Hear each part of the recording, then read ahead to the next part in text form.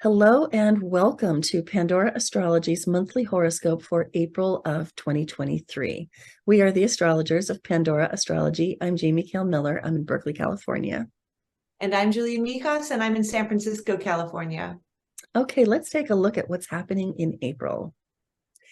And by the way, Pisces, if you missed your birthday reading this year, it's not too late to benefit from a reading of your solar return birthday chart. It tells you all about the year to come and how to handle it for best results. You'll find a link for it in the description below. Let's start with Ceres, particularly Juno as well, but I really want to start with Ceres, which is retrograde right now, which is her claim to fame presently. Here she is traveling along through Virgo, and this is the little red RX symbol here that lets us know she's retrograde in your 7th house of partnership and relationship. Now, when Ceres goes retrograde, it can really cause things to snarl up in your physical life, meaning the ways that you take care of your body, that you groom yourself and maintain your health habits, the ways that you eat and digest, and how you handle your money. How you earn it, spend it, save it, and budget it. So Ceres retrograde can bring up snarls and tangles and messes that need cleaning up when she goes retrograde, and she's going to be retrograde for several months, having gone retrograde in early February and going direct again in early May, so several months of this. And she's going to be spending the rest of this month and into next month in your 7th house. So this is a house of partnership. And so these themes around money are going to come up in your partnership. And you might want to ask yourself, how easy is it to eat with my partner? Do we need to eat the same things? Do we need to eat a different kind of diet than each other? How do we figure that out? How do we make it fair, make it balanced? You know, how do we manage the health of our family of 2 or more together as a team through how we eat and how the food nourishes us? And then also, how do we maintain our stability and continuity as a couple through how we manage money together, how we handle the budgeting, and hate to tell you, but it is tax season, and how we stay organized so that we can complete our taxes this year. Let's see, anything else I wanted to say about Ceres? No, I think that'll do. Juno is traveling along through Taurus this month, which is your 3rd house. So Juno is also about partnership. And so she has some of those 7th house themes that I was just speaking of.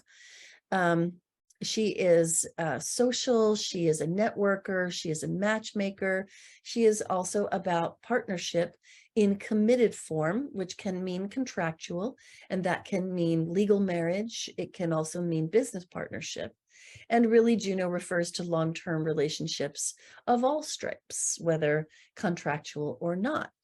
So Juno traveling along through Taurus is really interested in cementing and solidifying relationships. And if you are in a long-term relationship, she might be echoing some of the themes of that series by blending the money themes of Taurus and the food themes of Taurus together with the relationship themes of Juno, asking you to, you know, be more egalitarian and fair and honoring of your partner in how you manage money and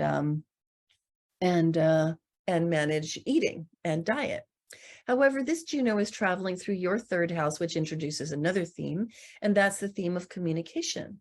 So this is a Juno that really wants to dialogue. And while she's here for about 2 months, really, she starts the month here and is going to be leaving this house on May 1st. So she spends pretty much the month of April here in the third house.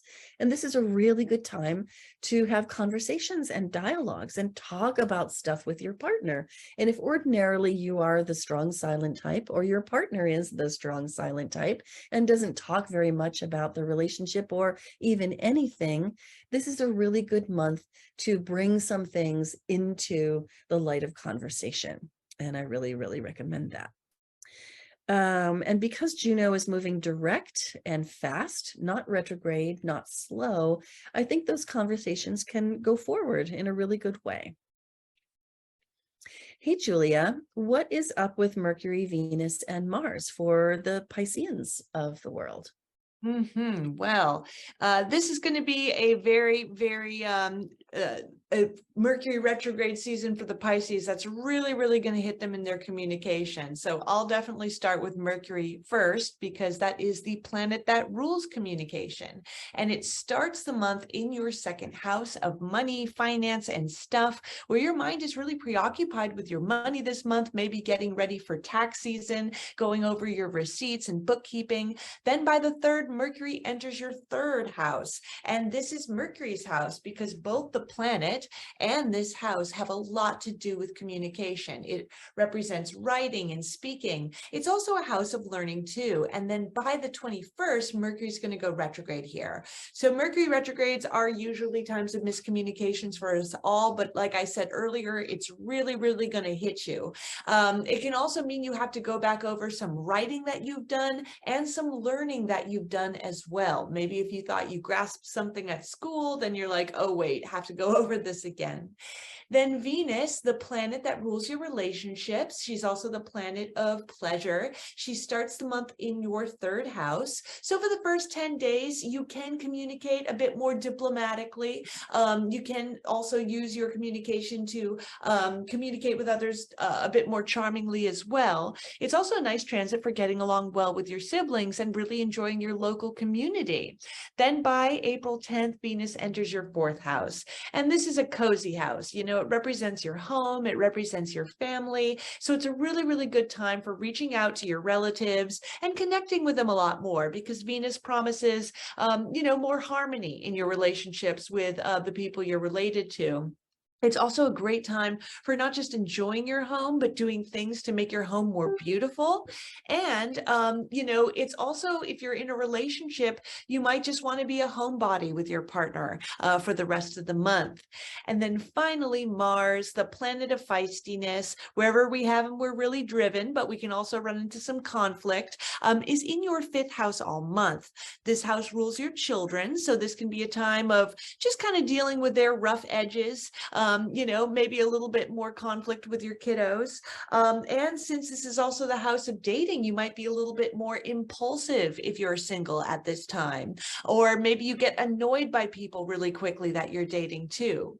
Now, this is a house of games, and Mars is a competitive planet. So maybe a good way to deal with this transit is with some healthy competition, whether that's sports, whether that's word games, board games, whatever, video games, channeling some of that ornery Mars energy into something which is a little bit more constructive, like a game. But don't be a sore loser, because Mars in the fifth might be a bit of a sore loser. And also don't do any gambling. This is not a time to be lucky with your money with Mars in the fifth. Just try to play some games for the fun of it. And it's a very good transit for that. Hi, Jamie here. Before we continue, I just want to take a quick moment to thank you for watching this video. And if you're enjoying this content, please consider becoming a patron on Patreon. Our lowest tier starts at just $5 a month and gives you early access to these monthly horoscope readings. Your support helps keep this content free. The link can be found in the description box below. Thanks again, and let's get back to the video. Well, let's look at the moons happening this month, beginning with the full moon in Libra, which lands right here in your 8th house. This moon actually is so much more boisterous than you would expect a full moon in Libra to be. So we know that full moons bring emotions to a peak. They can be emotionally intense. But this moon in Libra wants to be balanced and measured in how it expresses emotion.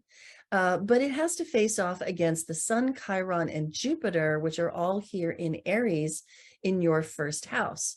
And these planets bring a lot of spontaneity, a lot of drive, a lot of forceful personality that the moon then has to kind of like, sort of try to react to in a more diplomatic way. So there's this big dynamic between those two factors going on during this moon. The moon lands in your 8th house, which is a house of money that you share with other people. It's really a house of sharing, full stop.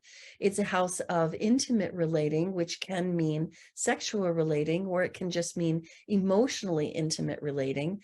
And this is a house of transformation and alchemical change. And so when the moon is full in this house, it can cause a sort of a rummaging around in the deeper emotions, the more intense, passionate, even instinctively driven emotions, and it can really stir the pot and bring some of those things up to the surface.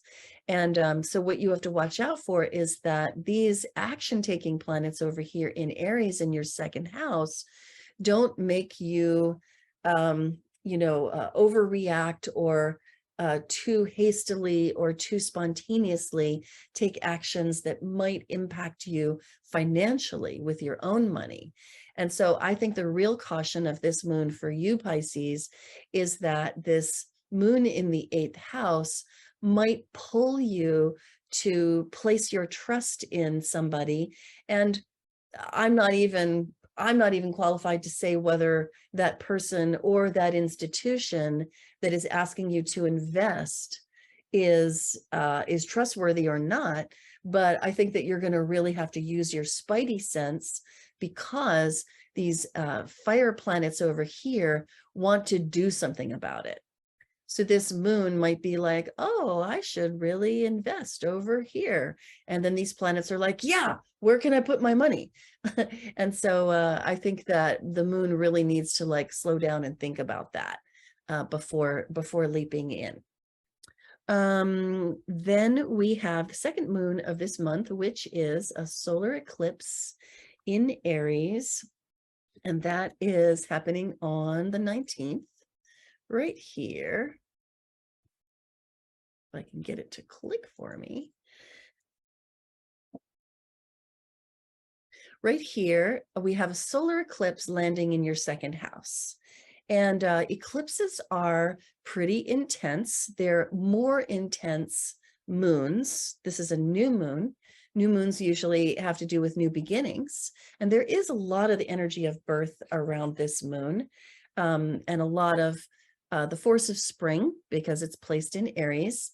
And so this might also push you to take actions, financial actions, and it would be well to be cautious about that. This moon, we're calling it volcanic actions tempered by sympathy.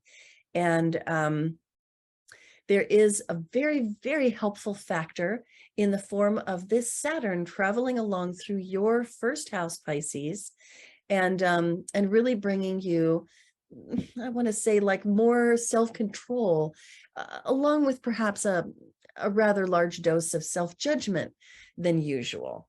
And so that might actually be a helpful factor in terms of this moon to keep you from, leaping into financial situations that maybe you should slow down and think about. I think that is probably going to be some of how this particular eclipse lands with you. And you should definitely check out our video about it, which is posted on our website, pandoraastrology.com, on the monthly forecast page right now, so that you can find out more about this eclipse and all the layers that there are to it, because it really is a multi-layered eclipse. But suffice it to say, under this eclipse, watch out for taking spontaneous, hasty, impulsive actions, especially around where you put your money and how you manage your money, without thinking it through thoroughly first.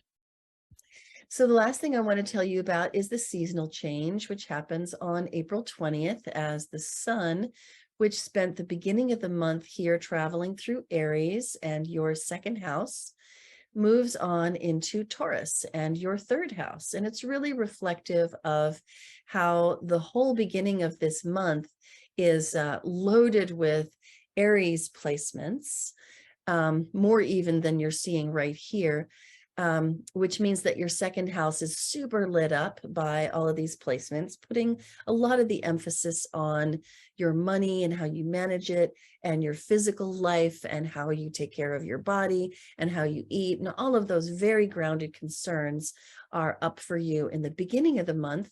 And then as the seasonal change happens, we see a major migration of planets over here into your third house, which brings the emphasis to communication. As Julia described, this is the house of siblings, neighbors, the people that are right around you, and the communications that you do every day, and your thought process, and also curiosity and learning too. So that becomes the very big emphasis of the second part of the month. Now, wherever the sun goes, we want to shine the sunlight of our high quality attention so that things can flourish and grow there.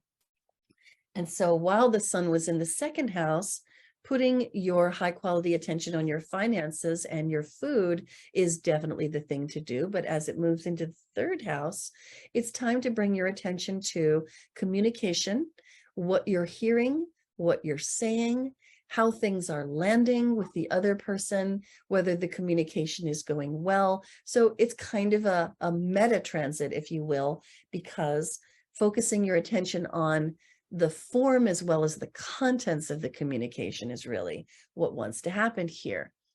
And so being a good communicator and practicing good communication, and also engaging in some learning while the sun is passing through the third house, these are great ways to spend the end of this month. If you love Pandora Astrology's free and informative horoscopes, please do hit that like button, subscribe to our channel, and share our horoscopes with your friends. We make these horoscopes for you for free. And if you appreciate it, supporting us on Patreon is the best way to show it. Share our horoscopes with your friends too. Have a beautiful April. And until next time, we'll see you around the cosmos. Bye-bye.